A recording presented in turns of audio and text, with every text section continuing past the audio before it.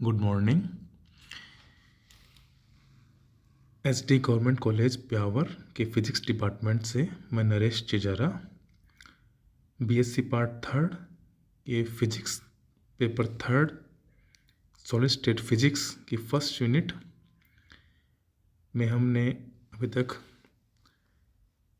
Crystal structure, उसमें bonding और simple cubic lattice structure के बारे में पढ़ा है।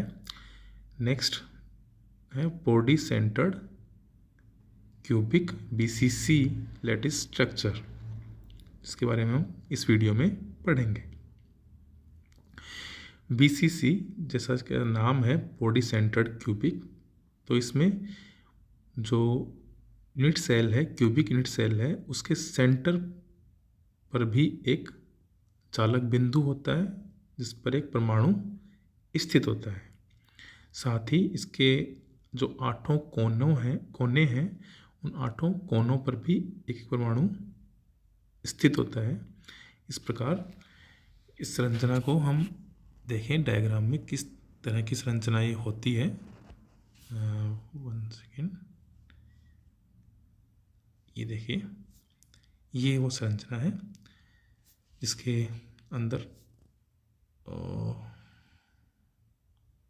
नहीं, ये तो बॉडी सेंटर नहीं, एफसीसी आ गई। बॉडी सेंटर इसमें देखते हैं जो डायग्राम बनाया है। ये इसमें बॉडी के सेंटर में जो 2r रेडियस का एक एटम है ये, और कोनों पर, साथ ही कोनों पर 1 2 3 4 5 6 7 8 परमाणु उसके कोनों पर मिलते हैं। ये है body centred cubic lattice structure. तो आइए इसके बारे में पढ़ें। इसमें क्या होता है, इस संरचना में एकक कोष्ठिका के 8 कोनों पर एक एक परमाणु था, एक परमाणु इसके केंद्र पर होता है। कोनों के 8 परमाणु केंद्रीय परमाणु से स्पर्श करते हैं। वो आपस में स्पर्श नहीं करते हैं, केवल वो केंद्रीय परमाणु से ही स्पर्श करते हैं। समन्वय संख्या, जैसा कि हमने सिंपल क्यूबिक में पढ़ा था, समन्वय संख्या वह संख्या है, उन परमाणु संख्या है जो किसी एक परमाणु के निकटतम परमाणु होते हैं। तो यहाँ पे हम सिंपल ज्ञात कर सकते हैं आराम से कि जो केंद्रीय परमाणु है उससे कोनों वाले 8 परमाणु टच करते हैं, इसका मतलब वो निकटतम पड़ोसी हैं और इनकी संख्या है 8। तो समन्वय संख्या हो जाएगी 8। ठीक है, ये केंद्रीय परमाणु अगर हम लें अपना रेफरेंस परमाणु एटम, तो उससे कोनों वाले 8 परमाणु स्पर्श करते हैं, तो इसलिए समन्वय संख्या हो जाएगी 8। चालक नियतांक A जो यहाँ पे दिखाया हुआ है, A to E या A to D या E to F, ये डिस्टेंस है A। ठीक, अब हमें ये A निकालना है, तो हमने जो डेफिनेशन है स्ट्रक्चर की उससे देखा कि केंद्रीय परमाणु कोनों के सभी परमाणु से टच करता है, तो हम विकिरण में एक परमाणु D पर जो स्थित है वो, और एक परमाणु जो F पे स्थित है पीछे वाले कोने पे ऊपर, और पीछे वाला आगे और नीचे वाला परमाणु की बात करें तो इनके बीच की डिस्टेंस कितनी होगी। ये जो बीच वाला एटम है इसकी रेडियस r है और इसका डायमीटर हो गया 2r, और चूँकि सेंटर F पे है इस कोने वाले परमाणु का, तो इसकी रेडियस के इक्वल डिस्टेंस टच कर रहे हैं दोनों, इसलिए यहाँ पे डिस्टेंस स्मॉल r। इसी तरह यहाँ पे डिस्टेंस स्मॉल r, तो r + 2r + r यानी 4r distance D to F हो गई। ठीक है, अब हम नीचे की तरफ आते हैं। नीचे एक त्रिभुज बना है DAE, DA = small a, AE = small a, और जो कर्ण है DE उसको हम याद कर सकते हैं DE² = DA² + EA²। तो इससे ये मिलता है अपने को √2a, जो इक्वेशन नंबर 1 में दिया हुआ है √2a, DE आ गया। अब हम बात करें त्रिभुज DEF की, तो ये भी एक समकोण त्रिभुज है, इसमें कर्ण है DF, तो DF square equal to DE square plus EF square, ये पाइथागोरस में लगाएं तो 2a square plus a square plus 3a square, और यहाँ पे DF का मान रख दें 4r, तो 4r whole square equal to 3a square, या 16r square equal to 3a square, या a square equal to 4r whole square by 3 से सोल्व करते हैं तो a equal to 4r by √3। Question number 2, ये हमें मिलता है जालक नियतांक का मान 4r बाई √3।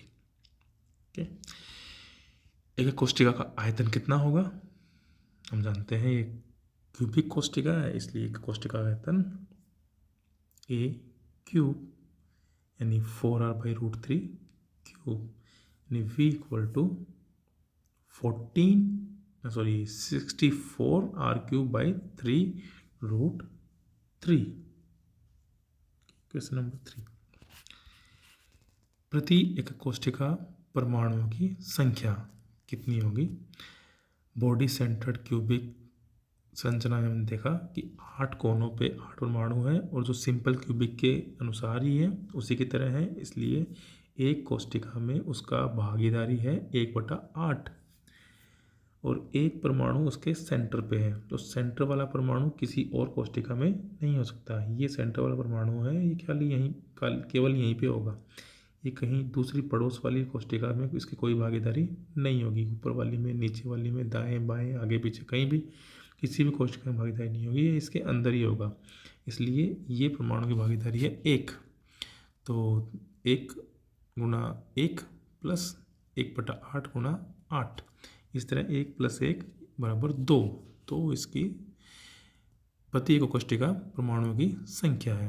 अब प्रति एकक कोष्टिका परमाणुओं का आयतन, वो पीछे फॉर्मूले से जैसा हम जानते हैं, एक कोष्टिका में जितने परमाणु हैं गुणा एक परमाणु का कितना आयतन है, तो 2 परमाणु एक कोष्टिका में है गुणा एक परमाणु का आयतन 4π/3 r3, r की वैल्यू कम रख दें तो 2 × 4π/3 × r यानी a√3/4 क्यूब, उससे सोल्व करें तो √3/8 πa³ ये आ गया Vm, परमाणुओं का कोष्टिका के अंदर आयतन कितना है। पैकिंग फ्रैक्शन, संकुलन गुणांक। संकुलन गुणांक जैसा हमने पीछे पढ़ा, किसी संरचना में एकक कोष्टिका के अंदर कितना प्रतिशत भाग परमाणुओं से भरा हुआ है, वो प्रतिशतता ही संकुलन गुणांक कहलाती है।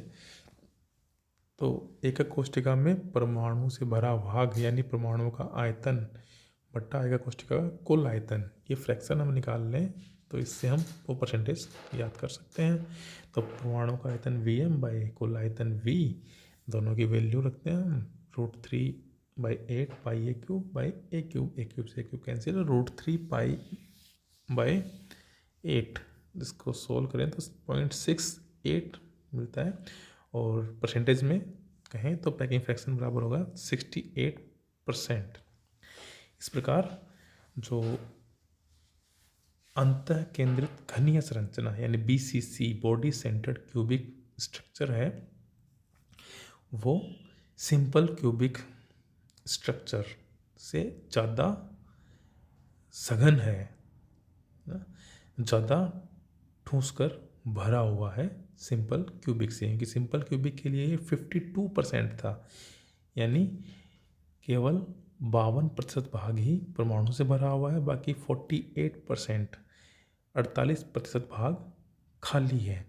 इसमें 68% भरा हुआ है और 32% भाग ही खाली है, तो उसकी तुलना में सिंपल क्यूबिक की तुलना में BCC ज़्यादा संकुलित संरचना होती है।